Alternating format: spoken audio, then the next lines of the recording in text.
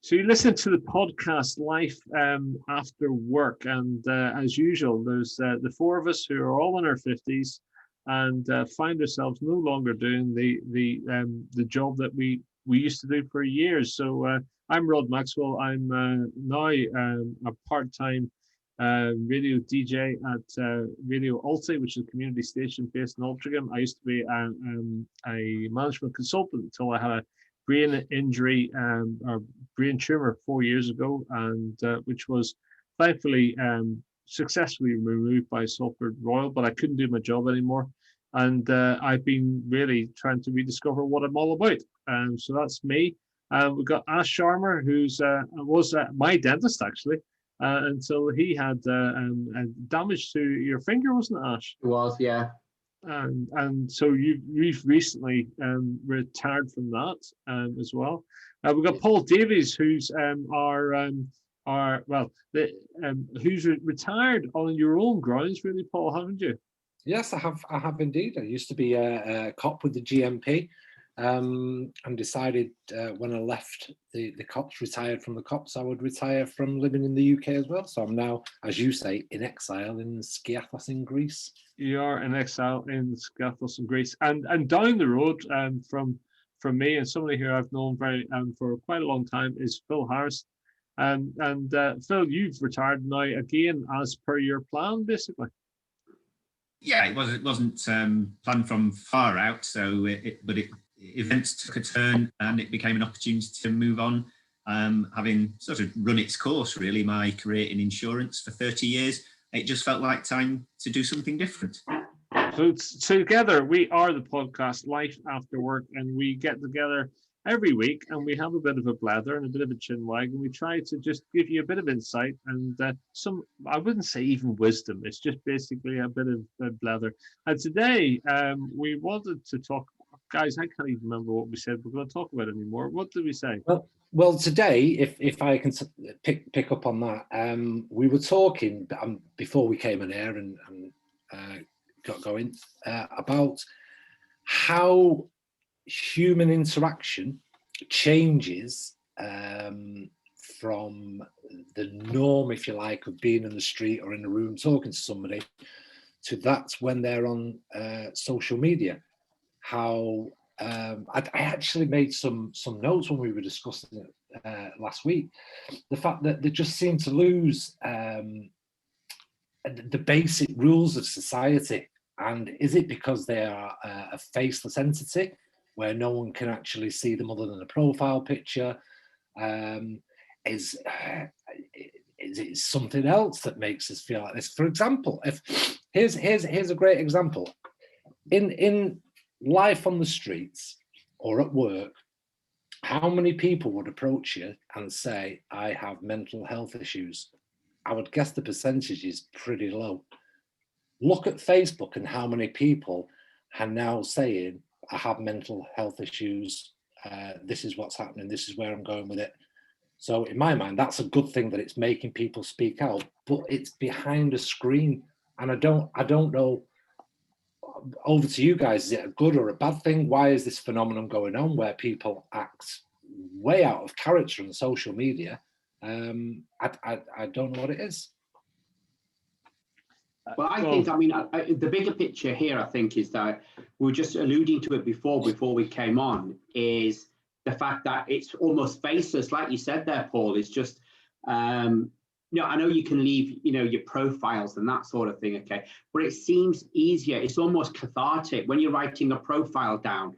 You're writing down, and if someone asks me, right, Ash, write your profile down, that's going to appear, let's say, for this podcast, I could actually get quite in depth into. I could say I'm a dentist. This is how I felt when I retired, and this, that, and the other, and it has a momentum of its own, and you can. You're not really describing anything to anybody. There's no facial feedback or anything like that. You're just writing it down and send, off it goes. But if you're in a room with somebody, like, if we were in a room with, 7 or 8 other people, and then we had to say, right, how do you feel? I would feel so uncomfortable. They were saying, how did you feel about retiring when you lost your career? Can you describe how that was? What was your mental well-being like? And I would go, God, why are you asking? what's it got to do with you? And you get all defensive and all that sort of thing. So the context is very, very different. Being able to write something down, or I think makes it easier, because you can go back as well. You can correct, can't you? So if you're not happy with what you've said, you can go back, edit it, and write it, and then you move off. There's no second chance, is there, with dialogue, with speaking, and you feel as though it's it's a one only deal almost, isn't it?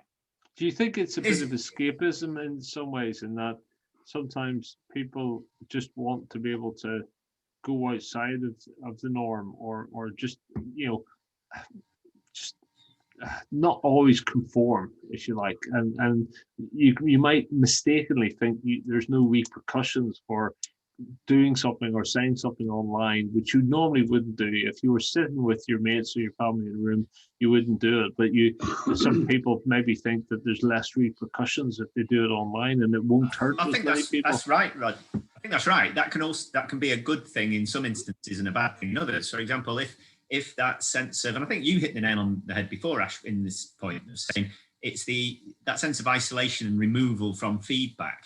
If that's liberating, so if it allows somebody to articulate and express thoughts, such as saying, I've got mental health issues, if it liberates them to express that, then that to me is a good thing, really, that they feel less inhibited.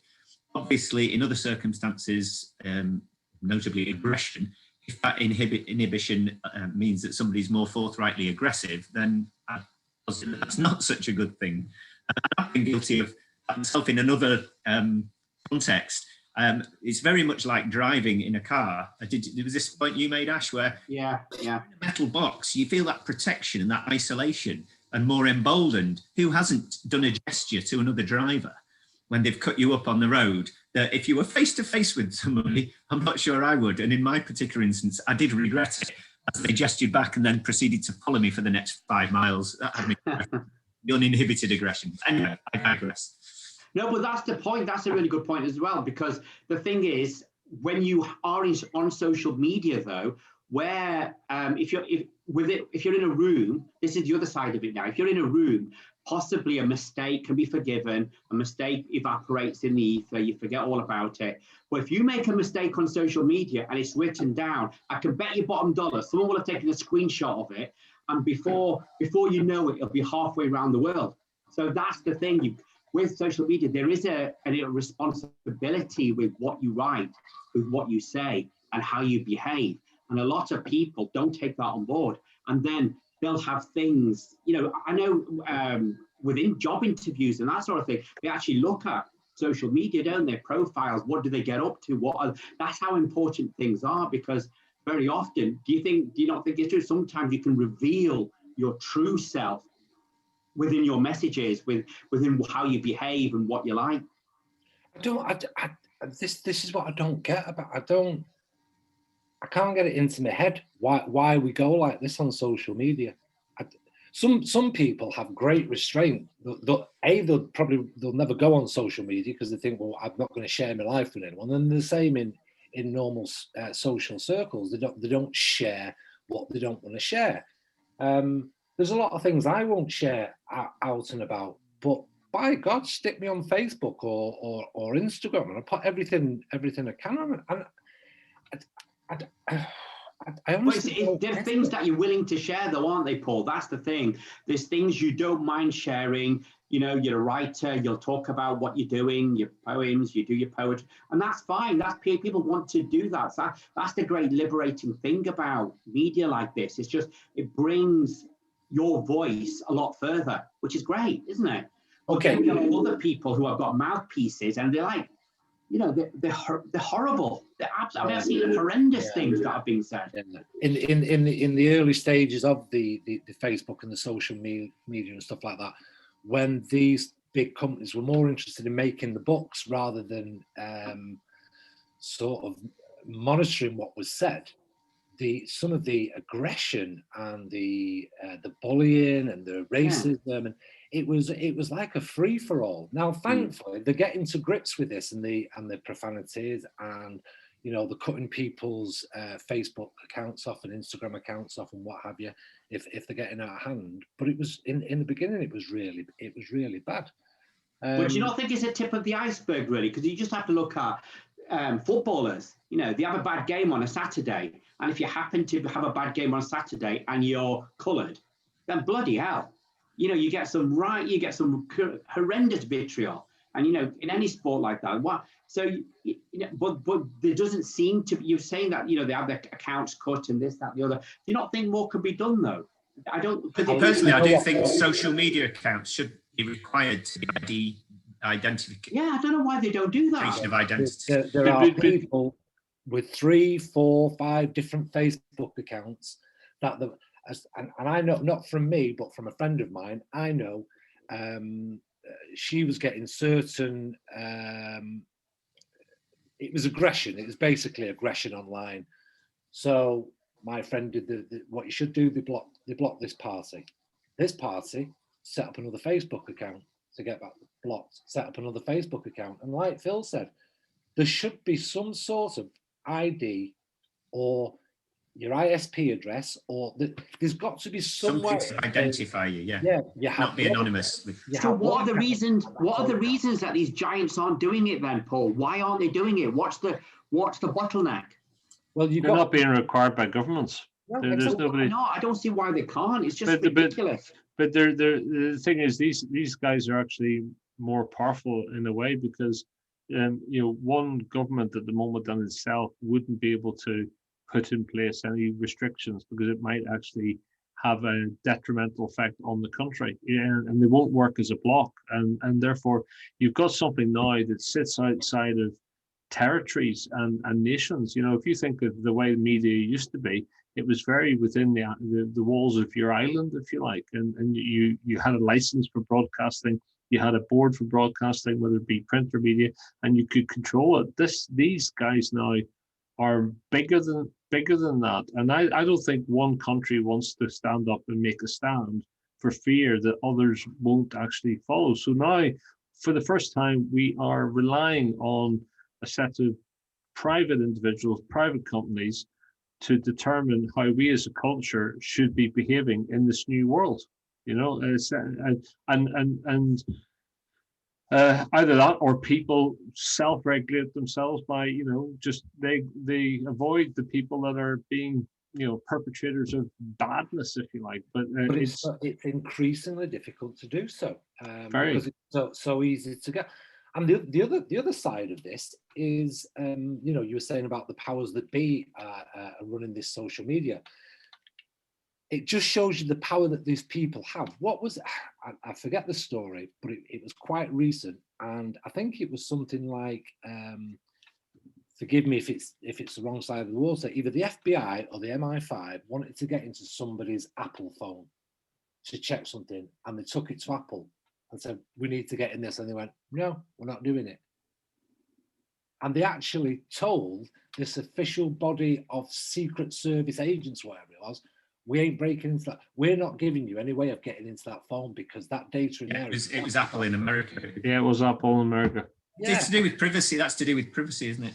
Yeah, but they needed it to prove some really big, whether it's espionage or whether it was a murder, or I can't quite remember what it was. It wasn't that long ago, and they just wouldn't do it. They went no. They eventually went to a Supreme Court. So it would have been America. They went to a Supreme Court and got the ruling that Apple should unlock this phone and let whoever needed to see it. But it wasn't without a fight. Really, I thought that still held true. That idea that governments and government agencies didn't have the right to the private data on phones. Are we talking messages here, messaging stuff? I think it was, yeah. I think it was some sort of messages or something. They needed to get. Do you know, I'm going to have to Google it, because that's ridiculous. It was literally. I think it was last year. It was only. You see, the thing is, I guess, you know, the jurisdictional boundaries now are different. Is it because are you governed by where you as a country or company are registered? Are you governed where the data is held and what country that's held in? And I honestly believe that a lot of countries don't know whether to stick or twist on this, because they're afraid that if they take a stand, you know, it'll be detrimental to their economy and everything else. And So these organizations now are so powerful at the moment, absolutely powerful in the way that maybe. Didn't Facebook take on Australia, Rod? Because isn't it a recent thing? Didn't Australia and Facebook have didn't see eye to eye on certain things? I don't know what the actual outcome of that was. I can't remember, but yes, there was, and I think there's some territory boundaries or something that they've put in place, where you can see certain things. I'm not quite sure, but it's quite incredible. But these guys have massive power now. Massive power. Going back to the characteristics of humans behind a keyboard or on a mobile smartphone. What worries me about it is that at the beginning of it, I was quite reserved in what I put on Facebook. Okay, I put a few little tits here and there, a little bit of bits about me and everything, and then you put a bit more. Now I've got to the stage. I don't know if anybody else has got to this stage. I think it's because I'm posting quite a lot and I'm putting things out there for my friends' records, for my books, for everything. I actually get now. Let me just say before I say this next point. In the normal world of, say, going into a group meeting, if someone doesn't like what I say, I don't give a toss. I am what I am. My opinion. If you don't want it, don't ask. But it's starting to upset me. People don't like statuses that I put on. It's like, why has that only got 4 likes? Why has that not got more likes? Why has that not been shared? And I'm starting to take it very personally. And I'm thinking, why? Because that's what it's there for. If you regard it as an expression of yourself, that's you articulating your opinions, your thoughts, your life, you want that affirmation of it. We've said before, one aspect of it is being isolated and removed, but that's in effect what we're trying to overcome by doing that. We are trying to express something about ourselves. So if we don't get the positive affirmation, I mean, that's the thing. You're right, though, because at the end of the day, you get this artificial like economy within the Facebook and Twitter, whereby there's almost an expectation that, if I put something on, for example, there'll be an army of your friends who'll automatically, they might not, you could put an essay on, but you'll get a like immediately. You think you've not read that. You've not read that straight away, but they've put a like on straight away because it's an expectation. But don't you forget, if I put something on, you've got to like it back. And so it becomes unrealistic. It's not actually a reality-based issue either. So you're not actually, the likes don't actually mean anything apart from what you just said there, but it always becomes a vanity thing, doesn't it? And my kids suffered from that. So which is this is the next $64 million question. Is social media creating a new type, if you like, of mental health issues? Yeah, it is already. A new sort of self-hatred, or absolutely. It's crazy. It's crazy. Yeah. I think it can exacerbate an issue. Sure. I'm not sure creating. Maybe it does it in a way that if it amplifies it, does it create it? But yeah, if somebody's low on self-esteem and puts something out that gets no likes back and it can affect them and it creates an issue. Yeah. I mean, it's with teenagers. You can just imagine that's a cohort which are developing psychologically, and they're still finding their feet. They've got friends and that sort of thing. So that cohort are going to be most vulnerable to this sort of thing. Yeah. And then you go even further. You're getting this cyberbullying, which is happening as well. So as much as these keyboard warriors, do a lot of good, but there's a other side of it, a dark side of it, which is affecting with children, isn't it? Yeah, that's a bit. Absolutely, I think it is that age group.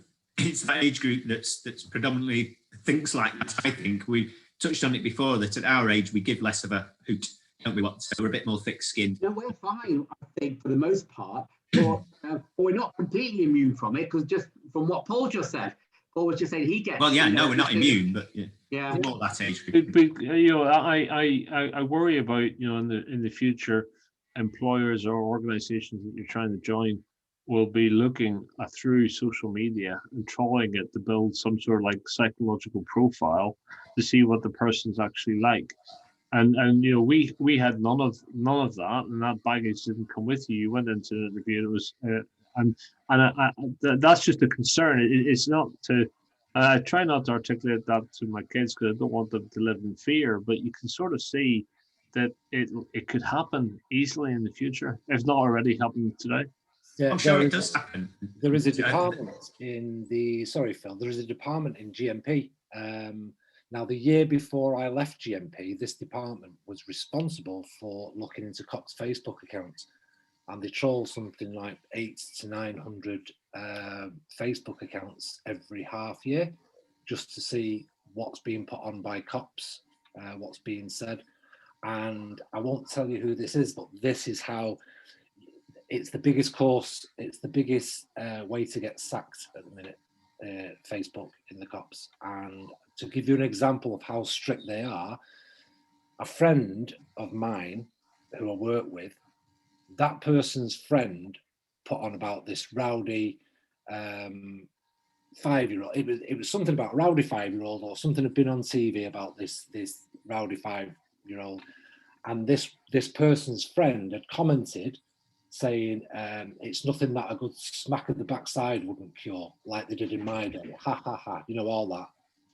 The colleague I work with didn't comment, liked the comment, and she got a written warning for it. What? Because, oh my God. Because it was seen to advocate violence against children. That's why she got the written warning. They are very, very keen on social media. And that is one of my big problems with Facebook is you'd go into a family gathering and you would behave in a certain way, and that way would be different than if you went out on a night out at work, or you went out to the pub with your friends. So you act differently in different situations. I'm not sure, maybe you can do this on Facebook, I don't know, maybe I'm not tech savvy enough, but you put yourself out there to everybody at the same time. And I don't know, I'm particularly, I think, reactive to the situation and the people I'm with. I don't think consciously, but I'm sure subconsciously mold my behaviour to the group. Now, how do you do that on Facebook? I didn't use it much when I was working at all. And actually, when I think about it now, I normally do it to broadcast, like, you know, when I mean broadcast, to send some messages out, but not to start a dialogue as such, just to basically say this is what I'm doing type thing. But I don't know what it is. It's new, isn't it? Because it's putting power into individuals' hands around what they say and how they say it, and it's you know, everybody now is that Andy Warhol thing. Everybody wants to be famous for 15 minutes, and it's giving them that access, and you know, like everything. I bet you it was the same when books first came out, centuries ago. You know, the book was probably quite liberating and quite a powerful thing. And I'm sure there's always been books that have been quite debatable, if you like. And it's just another way of that, really. But yeah. It is that, isn't it? It's a new form. It's a new wave of, it's like ebook expression. You know, it's a new wave of expression. Everything's going towards that, which it worries me. It really worries me, because gone on, not for me, but gone are the days of some people where they go and have a browse around Waterstones to look at the books and buy themselves, oh, look at that, yeah, that looks good, and buy themselves. Give me a Waterstones, I can be in there. When we had was it the Bookers we had over here, closed down? Yeah. You know, you go in there, you'd have a Starbucks coffee because they had Starbucks in there. You'd look at the books, you'd buy a book.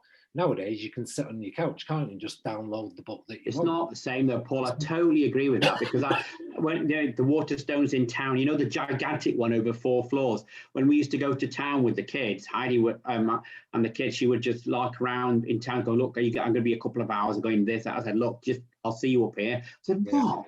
You're going to spend the whole afternoon here? I could do that as well, Ash. Buy the books, put it on a table, grab a coffee, grab a cake. Yeah. Fantastic. No, seriously, it is a joy, isn't it, having a browse around a book? Because technically you can do it online, because the summaries and the synopsis. It's not the same. It's not the same. You don't get the wandering around, seeing what grabs your eye, reading the back of them. Yeah, brilliant. And the smell, it's that smell of paper and ink and it, you know, if they've got like sort of the old sort of furniture in there, that smell of perhaps from a Chesterfield or not.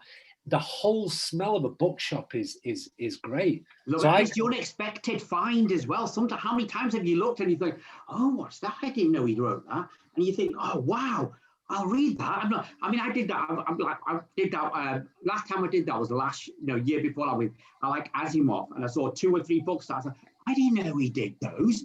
Oh my God! So I got those out and I read them. You wouldn't get that in Amazon, would you? You wouldn't come across something in the same way. But I think what they're doing is they're creating sort of like a community that you go into. You can go and have a coffee. Yeah. You can it's a lifestyle community thing which you can't get online. Online's a transaction, but when you go in to buy a book, you pick up so many other things that you're experiencing, and people still want experiences. Buying something online is never an experience. It's just a transaction.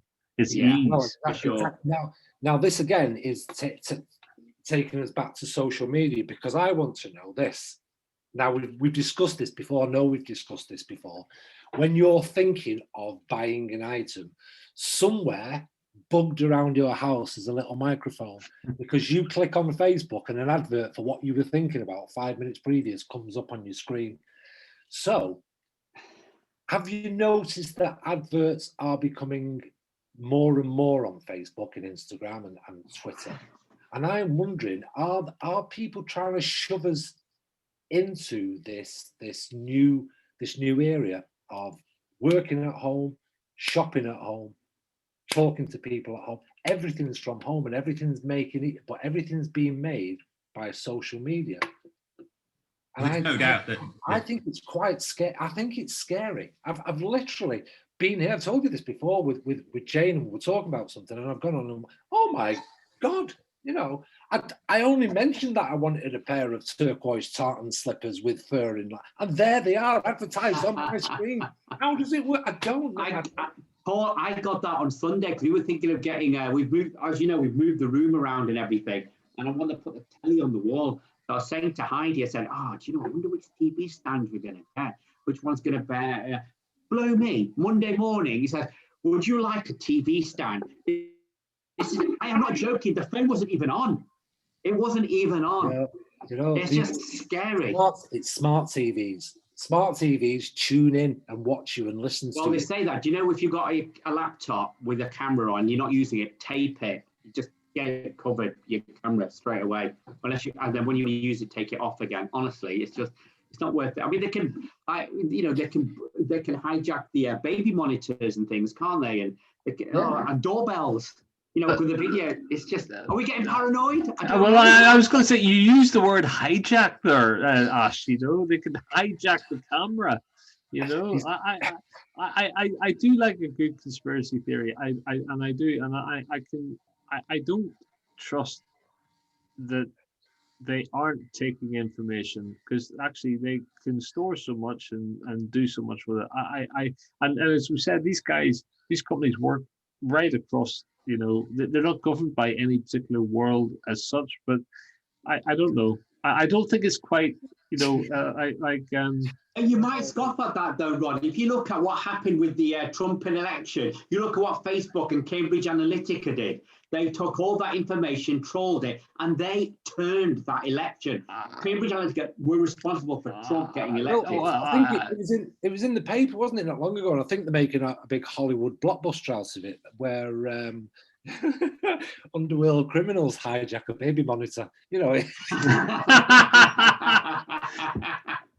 Hey, that's your next book. You got it there straight away. I do coming back. I do sometimes. I used to sell change. My career was change. Helping clients do change and selling change, and I was never afraid of change. But I got to the point where I am a little bit, not terrified, but anxious about the rate of change. So, just as a simple example, I'm looking at an album from an Irish artist called Reggie Snow on iTunes, right? And it's got 20 tracks on it, and everyone has a knee saying explicit lyrics, every single one, right? Now, if you think back to what was it, 1984, Frankie Goes to Hollywood, one word, and it was banned, right? And that was probably overkill. But now you've got the point where actually it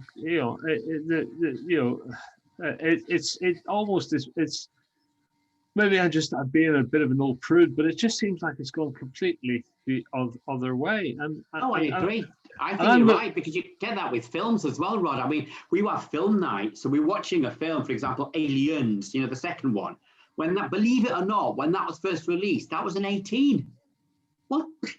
I mean, you watch that now. I mean, you get 12s, which are more. No, I don't get. This is the part of society I don't get. No, it's just the rating the films are ridiculous. They're absolutely ridiculous. You'll get a 12 or a PG, and it's like what used to be the X in my day. You'd never get into it. You'd never see it. The Exorcist, things like that.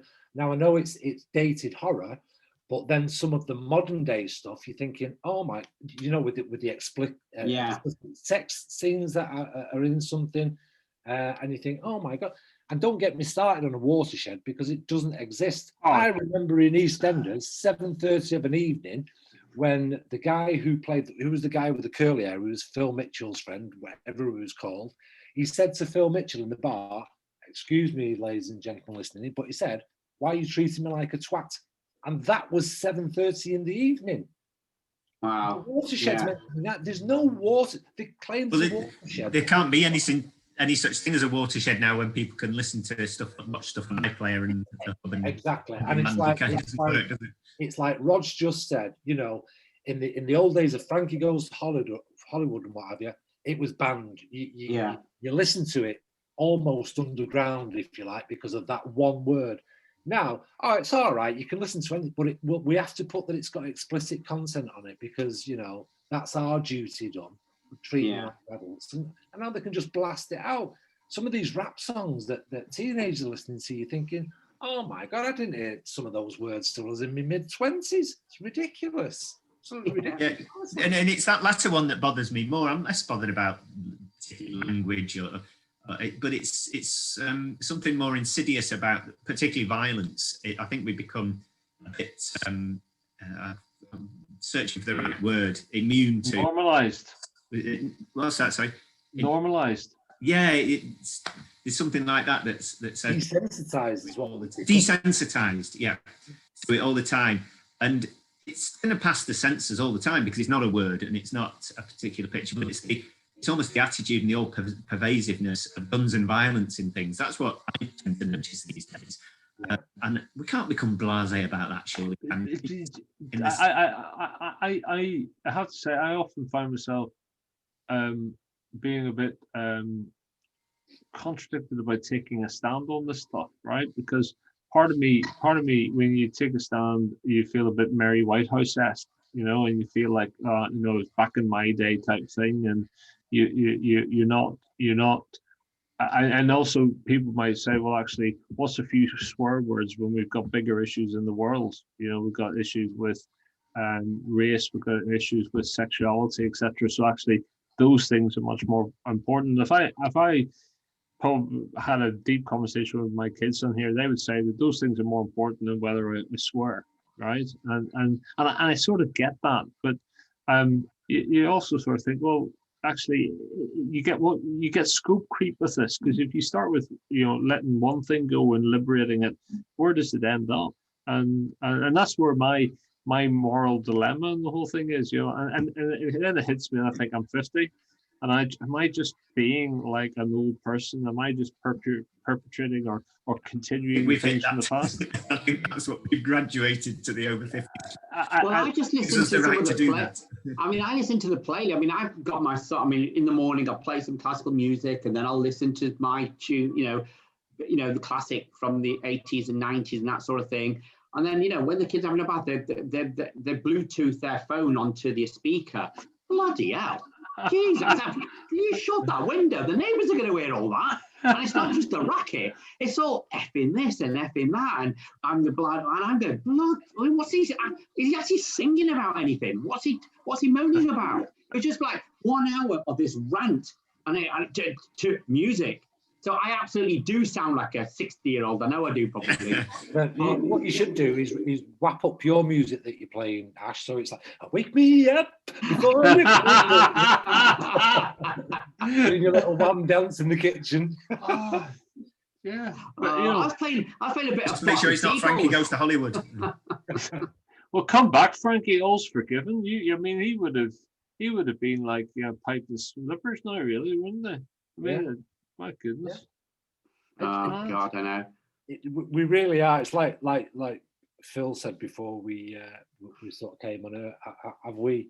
Well, it shouldn't be life after work. It should be life before grumpy. Grumpy old man or grumpy old person syndrome does exist, John. It's linked to what we were saying before about this being more life with no filter, which I know is your other broadcast, Rod, so I'm impinged on that. But it's this idea that as you get to a certain age, you have less of a filter about things. Gosh, combine that with that sort of isolation of social media, and it gives you've got a right recipe for do you think there, haven't you? Do you think here's a bit of a mind twister for you? Do you think older people's attitude is as a result of a very deep-seated, right in the bottom of your brain, a deep-seated envy that we couldn't do all that when we were kids? I do worry about this for myself. I sometimes worry that my behavior is not so much about actually trying to set a style or a principle or whatever, but actually sometimes I sort of think, am I just annoyed that you can get away with that or whatever, and that you're young and you've got, and I this is where I think where parenting is really hard, because you sort of think, I stick to a principle. I can look really old-fashioned. I can look out of touch, and therefore I can look inaccessible. And that's be quite a lonely place to be with a bunch of kids. And then you sort of go back and say, but if this is what I believe in, I've got to take a stand here, and I find that harder now when I'm never away from the house. I'm constantly with them, so I don't have another world to go to where I can be different. So I actually think that's a bit of parenting that nobody ever prepares you for. That's an absolute, and that is again, it is a whole subject in itself, because that is spot on there. It's where, as a parent, it's a very fine and a very difficult line between your own morals and, like you said, Rod, being accessible. You don't want to become accessible because you're too hung up on your morals, because our morals and our respect and way of thinking was a lot different when we were kids to what they are now. So there is that fine line to upholding that sort of discipline that you were brought up with. And because what you don't want to do is your kid to go, well, I can't approach my dad because he hasn't got the same mentality as I have, and he's not willing to bend, and then go off somewhere else and confine something. It's a very. I think there's something purely about the age thing. Maybe it's a combination of factors. Maybe you've reached an age where you've got the confidence to speak your opinions and views more. We're definitely more thick-skinned and give less of a hoot about what other people think at this stage. And maybe even you feel like you've earned the right. So similar point to the one you were making, but more you've got to a stage in life where I've now earned the right to express my views to everybody in the world. And the way I when I see this sometimes, I think, oh, I like what's going on, is that I feel that at least that the kids have the confidence to have a point of view and to articulate it, and actually it's more respectful that they can do that than actually they bottle it up or whatever. So I sort of because sometimes, and this is when I feel really old, I suddenly think you shouldn't gain respect just because you're old, right? Or it shouldn't just be about the age, passage of age. it should always be about ability, and it should always be about your qualities and your behavior. And I have to say, recently, post brain injury, I went through that period where my behavior was not consistent with my maturity, my age, or my responsibility, because I took it as a bit of an opportunity to, basically, I had no responsibilities anymore, and that's, yeah. I don't know if I'm making any sense in this, but no, you're making a lot of sense, because my mental age doesn't fit my actual year of age, and that's probably down to a certain RadioAlty DJ doing a discotheque Friday, and me dancing in the kitchen like I just don't care. It's fantastic. There's nothing wrong with that, though, Paul. Not acting your age and that sort of thing, which is absolutely. I mean, I know we talked about this a few weeks ago. We're going on about, do we feel our age? Are we a dinosaur and all that sort of thing? At the end of the day, there's almost like an expectation that you should behave in a certain way, but in our own ways, we're still, quite tech savvy. We're quite vibrant. We're dynamic. At the end of the day, we do lots of things. If you look very true. But Paul, there's one thing, expressing yourself and dancing around your kitchen, but did you have to put it on Facebook? Not necessary. Hey, that's the best. Paul, that's the best. I suggest you wear clothes next time as well? Yeah, absolutely. Here's the thing, guys. It's been so, we're saying all this after what's probably been the craziest year of our lifetime, where people have been around, and therefore you've got no norm to associate it with, because you've been locked down more with your family, so everything you do is a lot more transparent on show, etc. We don't work, so we don't have that other place to go to where you can be a bit like Mr. Ben. You can be a bit different, and whatever. And of course we're getting older, and we're questioning what that means as well, and we've got the time to do that. So all those things together, any one of those things is different. But it's the perfect storm, So, but it has struck me. I have to say, I thought that as I got older, I wouldn't have to challenge and question myself as much. I thought I would have had it worked out by now. Actually, I'm with you there, Rod. That's definitely the case. You don't get that sort of wisdom. If anything, you just get more questions and realise that it's just an ongoing process. And maybe that's a good thing. Maybe we shouldn't think of it in terms of we were children, we were youths, we're now adults, and in some way that's a completed, perfect. It's phases, aren't we? We just go through phases of our life, don't we? I think it's down to the rapid growth and ever-changing society we live in, because our mum and dads and our grandparents, it was kind of the same society, wasn't it? You had a family, you were born, you were brought up as that family, and then you went on to their family, because they didn't have. When you think from, let's say, the end of the Second World War, there wasn't a great deal of development in between that and for the next sort of 20 years. There was, so everything sort of remained historically family, the way it was in families. Nowadays, we've been born right at the beginning of this incredible era, where suddenly we've got computers, we've got rockets going to the moon, we've got all sorts of different tech inventions, and we've got, it's a whole new era. So we were born into a retrospective generation that upheld rules, but we've also found ourselves that we've got to now adapt. So that's why we are challenging ourselves even at this age every day and asking questions, and because you think what's happened in the last 20 years in this country. You no longer go down to a red box at the end of the street and put 5p in to dial your nan. You can do it from your own home on a mobile phone. Everything's quick. So yeah, it's not. Had it been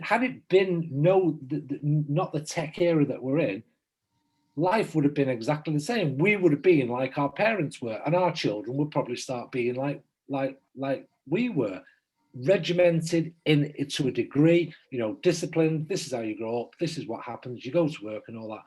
But now it's a good and a bad thing. I think it's good that nowadays kids are asking questions, and it's this age, this tech age, that's making them ask questions. And that's why we in our 50s are also asking those questions. So A, we can answer ourselves, and B, we can be that ever-flowing font of knowledge for our kids, because you have to keep up to date with it all, or they just think you're dead. Yeah, there's some. I think we may have mentioned this in one of the other episodes. There's some equation or some formula for the rate of change and how things speed up all the time, and you know that I do think, where is this going to end up?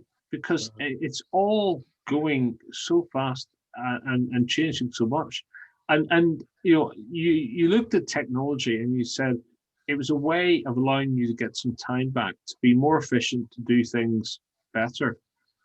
But actually, in some ways, it's filling our lives with new stuff that may not be making it better. It's bombarding us. But I don't know. There's an element to that, but I regard all that as a positive. Really. I wouldn't have it any other way than do you want a static position, the feeling that you have reached whether it be the perfect, but a state of being in the society we live in now is going to be the one we live in 10 and 20 years time. That would be awful. I think it's great that this era, that we are constantly still learning now, and the only thing I don't like about the tech age is that I do, computers and online stuff and everything like that, and like you said, Rod, it would make you more efficient in work, and that's great. But then that computer, that mobile phone starts becoming a little addictive. So when you were perhaps saying to the kids, let's go to the pictures or let's go to the park, you're too busy looking at something on social media. So you're not going to the cinemas because you can download it onto your TV and watch it at home. So I'm worried. I'm not saying it's happening now, but I'm kind of worried that we'll get to a stage where everything is done digitally and we won't have that quality time. We're doing something different with the kids, outdoors with the kids. No, Paul, you're right, because the thing is, I found that already in that when we're having meals in the evening, we've actually said, right, phones, turn them off. You're not going to have it. We have a meal together, and that's what we do. Because if you don't, you only have to look at what kids are like. Well, I'm just going round to my friends, and when you could have friends round, and you'll see 3 or 4 of them. They're all on their bloody phones. Yeah. You're sat in the flipping same room. Talk. Or we're going to watch a film together. They'll watch it, and they said, "Oh, it was a bit boring, so I fast forwarded big chunks of it." I said, "Oh, what's the point of?" But there is a bit. I'm sitting here and thinking, well, decades ago, the innovation was machinery, right? Cars, that type of thing, moving from the steam age into the petrol age, etc. And you have to be sometimes careful, and this is where I coming back to the 50 thing. You suddenly think, do you reach a point where you don't want things to go as fast because you can't keep up, right? But actually, it's always been us. Our move from steam engines to petrol cars and all of that type of stuff. And I sort of think, I don't want to become one of those 50-year-olds that is so cautious and so negative that just because I can't keep up with it doesn't mean it's not a bad thing, I think sometimes though, Rod, I think what happens, it just gets, luckily for us anyway, it gets taken out of our hands, because if you don't move along, then if you don't have your mobile phone, you can't communicate. If you don't have mobile internet or anything like that, you can't keep up to date with things. And so sometimes you've got no choice. If you want to watch a film, potentially you've got to join Netflix or Amazon Prime. If you want to order something, you've got to get it from Amazon. If you've got, if you want to take part in society now, you've got to be a full paid up member, and that means you've got to be often.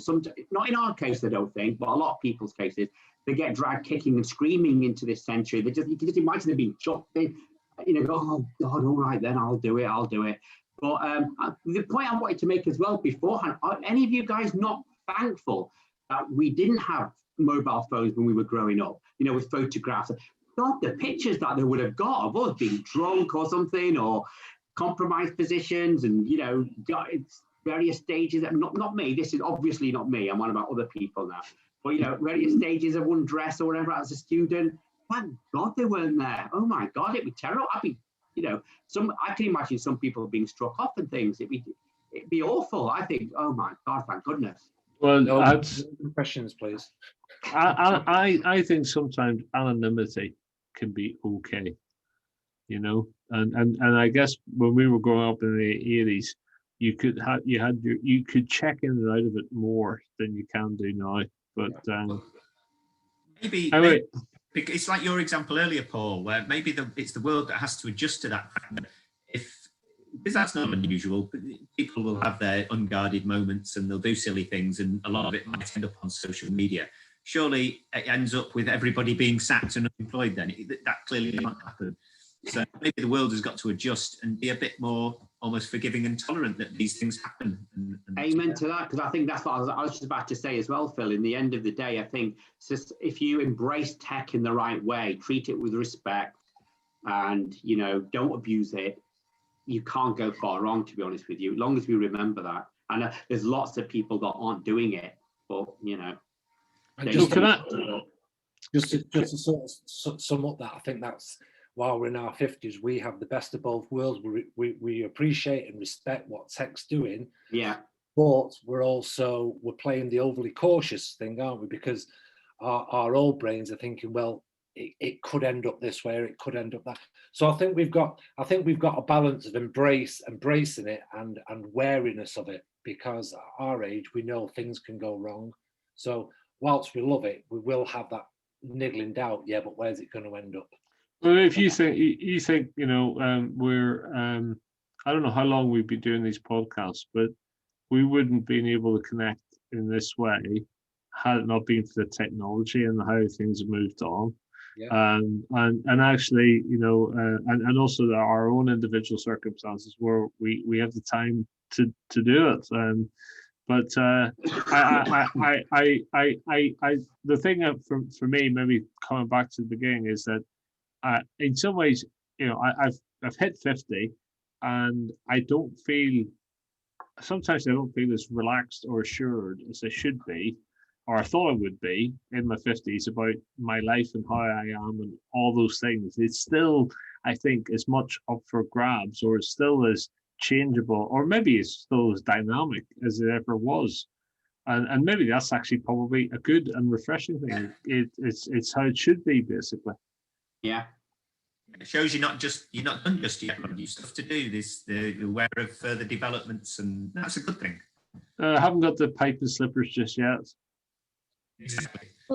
Even the tartan ones, Paul. I don't think I don't think we're the type of people that will have pipe and slippers. That's the thing. That's why we get on so well, I think, is because we're very similar in our outlook, I think, in that way. So, you know, I'm saying that Paul's just showing me his slippers, but they're not tartan or anything, and he hasn't got a pipe, so that's good, isn't it? Yeah, yeah, I suppose. I'm looking forward. No, I don't know if I'm looking forward to having a pipe and slippers. I mean, I'm halfway there now. I'm not doing anything in Greece, but yeah, I think. Yeah, I was going to open another discussion. I know we're running out of time, and that would be another. Save it for another podcast. Yeah, it was a quick throw in, which we'll discuss at another time.